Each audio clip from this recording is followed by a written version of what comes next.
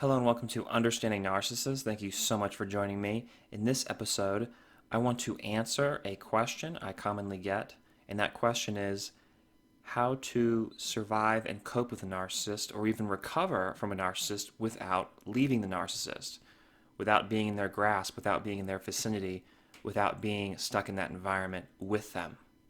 Now, this question has some serious merit and considerations to it. However, it's really undefinable in that it doesn't exist within the context of narcissistic abuse.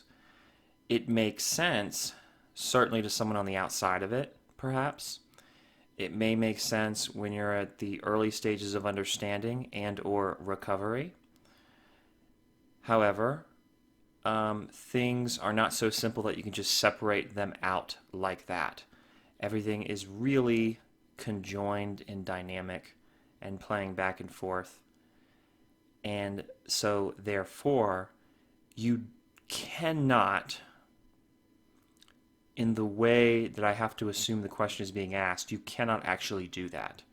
You do not move on from a narcissist, get better, find a new life, etc., by staying in the environment. It doesn't happen because the environment is a step to getting away and healing, and healing includes not being in the environment anymore. So in order to progress, you would have to leave the environment to achieve what you want. So everything is interwoven. You can't just separate stuff out that you would like, because really what's going on in your mind, what's going on in the narcissist's mind, it simply doesn't work that way.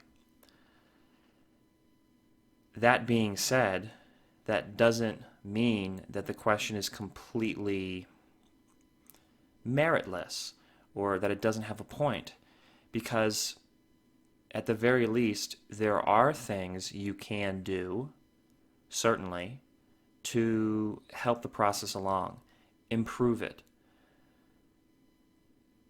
But you won't achieve the big picture of, say, getting away and recovering by remaining in the environment. I know I've already said that, but there are a number of things I'm going to get into as to why that is and all the nuance that goes along with it.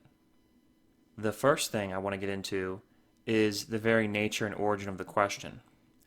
For someone to ask the question in the first place already basically indicates that they're at the very early stages of things, or they're at the point where they're in a certain depth of denial. Again, I don't mean that as an insult. I say that a lot, but I always want to reiterate that it's not an insult, but it just may be a reality.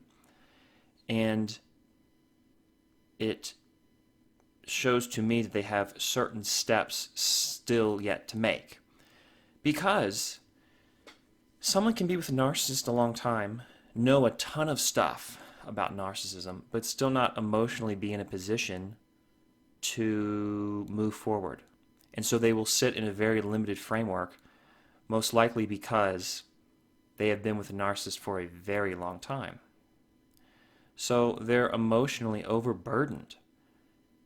And it's harder to reach a point where they are ready to accept and even conceive of getting away. It can be inconceivable to them because they can be entrenched in a number of different ways. Probably the most common way is a really long-term dysfunctional marriage. That's probably when it arises the most. And that really leads me to my second observation, which is, even though all the steps are the same when really, let's be honest, combating narcissists and overcoming them, from the understanding to the recovering and so on, that doesn't mean that the experience isn't unique for all of us, because it is, with our personalities, to some extent with the narcissist too, because the narcissist is different. So the narcissist can introduce a different experience because there's variation in narcissists, but the experience is still the same because they're narcissists and they're lockstep, ironclad. Those steps can and will shorten or lengthen depending on the characteristics of your situation and the choices you make within those steps. So the steps are the same. The overall procedure or prescription is the same as to what you should really do. It's all going to play out similarly when you look at it in the long term. But what happens in the microcosm, which is what it is, the little bubble or environment you're in with them, that will be unique, and the timeline will be unique. How long you spend at different steps. Now, that's where it gets complicated because I can't chart every single possibility for you because I can't possibly consider all of the inputs, all the factors at play. And even if I knew them, I could only estimate, and it could still be wrong. Fortunately, that's not terribly important because the prescription is still the same. You have to work through those steps yourself, but the advice I find is fairly universal in how it works out. Even when the narcissist is maybe not all narcissist, maybe they've got other things going on, though I find that narcissism tends to override so much. If they're really narcissists, that's really the thing maybe you need to consider the most. I'm probably biased because narcissism is what I do. I don't want to veer too off topic because I know the video started with the specific question of how do you survive, how do you cope, how do you recover even while still remaining in the vicinity of the narcissist? And the answer is, of course, that you take a step back and you reassess the question and reformulate the question to consider, well, you need to understand the gravity of your situation, the emotional abuse you're having to cope with right now, and once you've reached a point of realization, then you'll be in a position to say, I can't cope, recover, survive in this situation. I have to separate myself out and become my own person.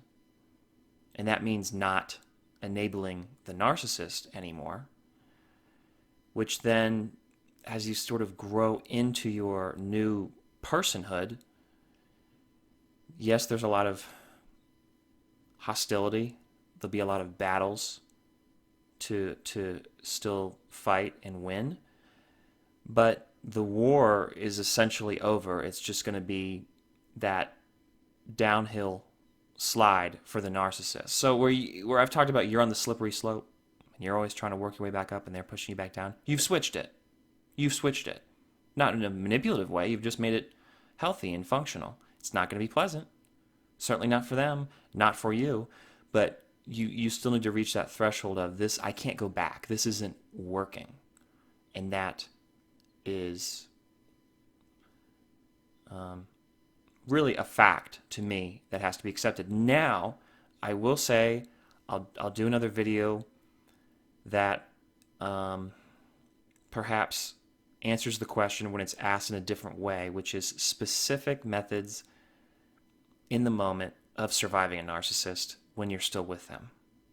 How to really fight dirty if you have to, what to do, how to really kind of bob and weave and avoid their sort of relentless, vicious onslaught and continue to make your way. You know, when you're in that really, the pressure cooker, that environment where you're either trying to get out, there's all these things going on, and you know what you have to do, but there are certain immediate obstacles that the narcissist erects so that you can't get away, or then trying to get you back. That stuff is real, and I'll cover that in a different video because I don't think it's going to be as nuanced as this video, but there'll be a lot of stuff, and so I will cover that as well. And I need to separate out those things because they can be two different questions, and this one misleads. It shows a sort of misunderstanding and very readily indicates where the person is at. Whoever's asking the question, it shows what sheds some light on what's going on with them and maybe what they need to be doing. And I just wanted to cover that because I think it really warrants, its own video. And so there you have it. Thank you so much for watching. I hope you like this video. Like it if you do. Share it with somebody you think might benefit from it. Comment in the comment section below on your opinion on this matter and if I covered it thoroughly and some things I missed and maybe didn't cover enough or wasn't terribly clear on. I don't expect this video to have a ton of comments because I don't get this question all that much, but it's still there a lot, and I think it's a concept in a lot of people's minds and maybe in your mind that I sort of want to clear up because it's not dangerous per se, but it's not, I don't know how else to say it, it's not a very clear formulation. It doesn't really work in the context of narcissism and narcissistic abuse. It can't really exist with the way it actually works, and so it doesn't play out, even though it's still a worthy question to ask. It's a great question, and it just reveals a lot about the situation that you may not otherwise recognize. Thank you so much for commenting. Subscribe to the channel if you haven't already, and I will see you in the next episode. I hope you have a wonderful day. Bye.